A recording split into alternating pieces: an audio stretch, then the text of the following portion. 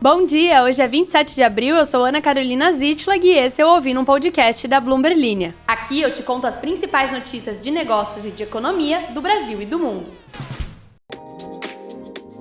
Eu estou indignada. Eu fui fazer uma coisa muito importante que eu tava esquecendo de fazer, que é ouvir o meu próprio podcast. E, gente, a trilha sonora tava horrorosa, principalmente se você acelera ele pra ouvir no 1.2, 1.5. Por que vocês não me avisaram? Corta pra algumas pessoas tinham realmente me avisado e eu tinha ignorado elas. Problema corrigido, acabou a música, não vai ter mais trilha sonora de fundo pra vocês aproveitarem ainda mais o tom da minha voz. No máximo eu vou cantar de vez em quando. Não vou fazer isso hoje porque eu não tô inspirada, mas fica aí a atenção, um dia vai rolar um pagode. Eu fico sempre pensando em você, pobre coitado, que caiu aqui neste episódio e tá me ouvindo pela primeira vez, achando que seria um podcast sobre economia e negócios. Eu juro que é. Só que eu demoro pra falar sobre o que interessa de verdade às vezes. Então, antes que você desista, não vá embora. Vou dar uma palhinha de notícias por aqui. Será que chegou o momento e estamos vendo o início da perda da hegemonia do Google como principal buscador de informações da internet? Não sou eu quem tá falando isso. São analistas que olharam para o resultado da Alphabet, a controladora do Google, e também da Microsoft, e perceberam uma diferença fundamental: a maneira como essas duas empresas estão encarando o desenvolvimento da inteligência artificial. Eu vou até citar a concorrência aqui. Semi-concorrência, porque a CNBC não tem serviço de notícias em português. Mas a concorrente da Bloomberg Money nos Estados Unidos, a CNBC, entrevistou Cyrus Meiwawala, o chefe de inteligência da Global Data, a empresa britânica de análise de dados. Ele disse que o Google foi de Kodak no ano passado. E eu gostei muito dessa frase e vou destrinchá-la aqui pra você, tal qual eu faço com uma salada de frutas quando eu quero comer somente a banana. Segundo o Meiwawala, a Microsoft roubou a liderança em desenvolvimento de tecnologia do Google ao apostar na OpenAI, a companhia por trás do ChatGPT, o chatbot de inteligência artificial. Enquanto isso, a Alphabet, que atualmente está desenvolvendo o próprio chatbot, o Bard, teria perdido o momento e ido de Kodak, uma referência à marca de câmeras que liderou o segmento por anos até não conseguir mais se inserir no mundo digital. Então, fica aqui o meu novo objetivo de mudar o jeito aí que vocês jovens estão falando de ir de base para quando vocês morrem no videogame e falar ir de Kodak. Será que o Google vai de Kodak? Não sabemos. O que sabemos é que nas teleconferências de resultados de ambas as empresas, da Alphabet e da Microsoft, os executivos falaram coisas diferentes sobre o desenvolvimento de inteligência artificial. Enquanto para a dona do Google isso é mais um avanço em um mercado que já está constantemente avançando, para a Microsoft é uma tecnologia completamente disruptiva. Eu vou mandar o título de notícia mais inútil para sua vida pessoal que eu poderia mandar, mas aí eu vou explicar e você vai sair daqui mais inteligente e mais feliz também, porque conhecimento é felicidade. As Bahamas planejam endurecer as regulamentações criptográficas prejudicadas após o colapso da FTX. Sim, as Bahamas. E por que isso é importante? Porque o querido que fundou a FTX, o Sam Bankman-Fried, tinha se mudado para lá enquanto o país buscava se tornar um centro criptográfico. Só que depois que tudo deu errado, ele voltou para casa dos pais em Palo Alto, na Califórnia, enquanto agora aguarda julgamento nos Estados Unidos. Ele se declarou inocente das alegações de uma fraude de anos da FTX. A Comissão de Valores Mobiliários das Bahamas pediu um feedback da população sobre as mudanças propostas na Lei de Ativos Digitais. Basicamente, a principal mudança seria a necessidade de mais relatórios vindos das empresas que negociam criptoativos. Outros destaques sinalizados pela comissão incluíram requisitos para trocas, custódia de criptomoedas, stablecoins e tokens não fungíveis que se qualificam como NFTs financeiros.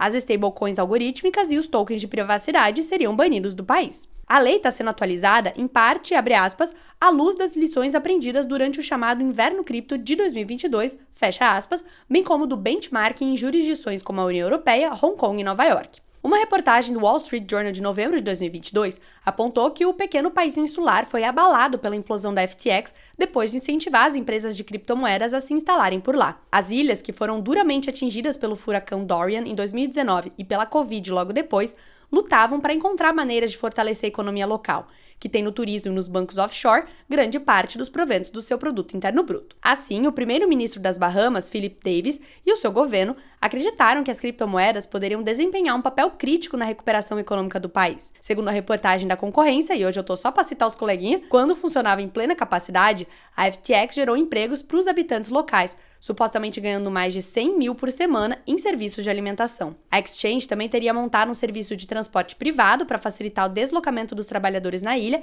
e contratado vários trabalhadores locais em áreas como logística, planejamento de eventos e conformidade regulatória. Com o colapso da FTX, muitos estrangeiros que trabalhavam para a empresa e impulsionavam a economia local tiveram que sair da ilha. Viu como a economia das Bahamas pode ser interessante? Temos uma treta envolvendo ele. O Mickey. E essa é das boas. Oh, não. A Disney está processando o governador da Flórida, Ron DeSantis, alegando que ele tem ameaçado bilhões de dólares em negócios como retaliação pela conduta da empresa contra suas políticas. Republicano e potencial candidato à presidência em 2024, DeSantis iniciou uma rivalidade com a Disney no ano passado, depois que a empresa criticou uma lei defendida pelo governador que restringia a instrução em sala de aula sobre orientação sexual ou identidade de gênero. DeSantis respondeu assumindo o controle do conselho que administra as operações diárias dos parques temáticos da Disney na Flórida e nomeou o seu próprio pessoal. Mas a Disney conseguiu superar o governador ao promover mudanças no último minuto que enfraqueceriam a autoridade municipal escolhida a dedo por DeSantis. Na semana passada, DeSantis prometeu superar as mudanças que a Disney fez e ameaçou ainda mais a empresa, sugerindo que o estado poderia construir uma prisão perto dos parques temáticos. Será que o Mickey seria preso? O governo tomou várias medidas controversas em seu estado, em parte para aumentar o perfil como candidato potencial à indicação presidencial republicana. A Disney é uma das maiores contribuintes da Flórida, com mais de 1,1 bilhão de dólares pagos em impostos estaduais e locais no ano passado. A empresa também é um dos maiores empregadores do estado, com dezenas de milhares de trabalhadores. Enquanto isso, o 538, que agrega pesquisas nos Estados Unidos, mostra que Donald Trump, o ex-presidente, ampliou a sua vantagem sobre DeSantis entre os republicanos de 51% contra 24%.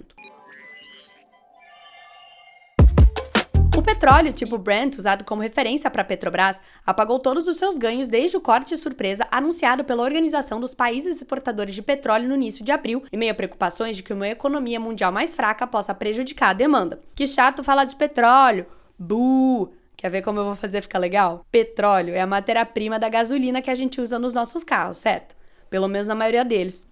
O combustível usado nos nossos carros é muito semelhante ao combustível usado na Fórmula 1, já que o regulamento determina que 99% seja igual à gasolina premium. Na Fórmula 1, temos um piloto espanhol chamado Fernando Alonso, que antes corria pela Ferrari e atualmente corre pela Aston Martin. Fernando Alonso recentemente foi dito como um suposto novo affair de ninguém mais, ninguém menos que Taylor Swift. Mas isso aqui é jornalismo, então a gente não reporta fake news. A gente só reporta que ele mesmo postou um TikTok dando uma piscadinha ao som de Karma, uma das músicas da Taylor, e ainda escreveu Feeling 33, em referência à 33ª vitória que ele vai buscar no próximo domingo, e pela primeira vez na minha vida eu vou ver uma corrida de Fórmula 1. Enfim, o petróleo.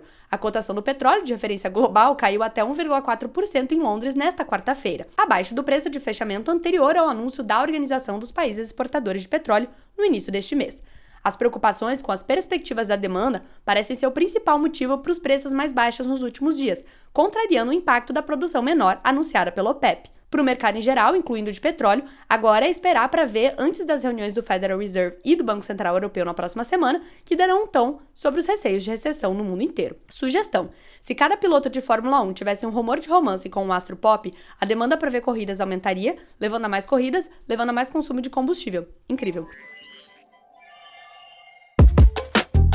Hoje eu tô atleta, então eu vou lançar mais uma de esportes. E de cultura pop, eu tô que tô, praticamente a união das torcidas do Prior com a da Manu Gavassi. Vejam vocês, está acontecendo uma coisa chamada Playoffs da NBA, a principal liga de basquete americano e que também é do mundo.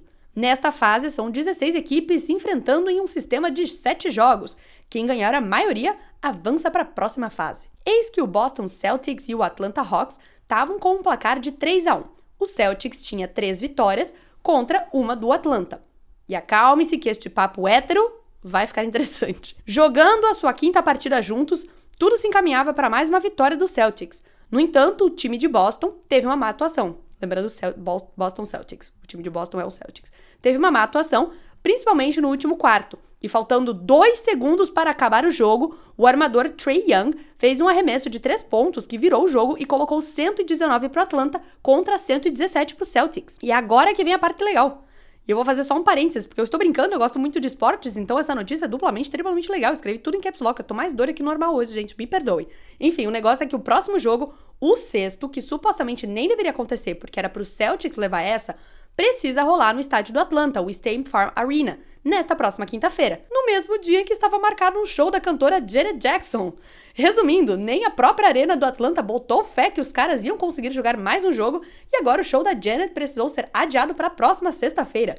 Os ingressos para o evento musical já haviam começado a ser vendidos com os preços a partir de $50 ou R$250.